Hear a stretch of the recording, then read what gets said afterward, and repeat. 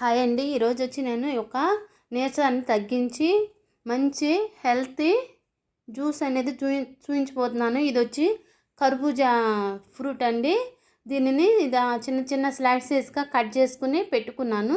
దీనికి కావాల్సిన ఇంగ్రీడియంట్స్ వచ్చేసి షుగర్ తీసుకున్నాను, మిల్క్ కూడా తీసుకున్నానండి.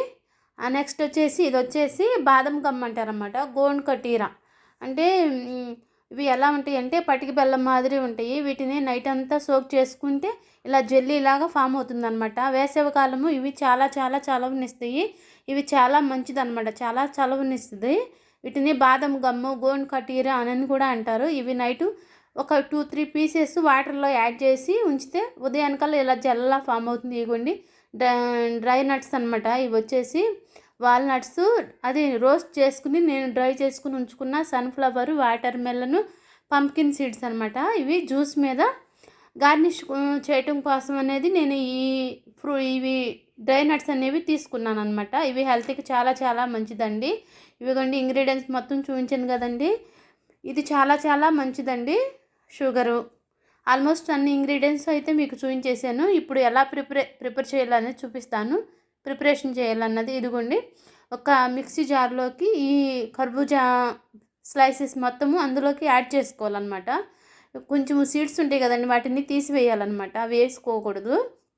ఇదిగోండి ఆల్మోస్ట్ కొంచెం మిక్సీ వేసుకుని ఒక 2-3 ఐస్ క్యూబ్స్ వేసుకున్నాను. ఇప్పుడైతే మిల్క్ యాడ్ చేస్తున్నానండి.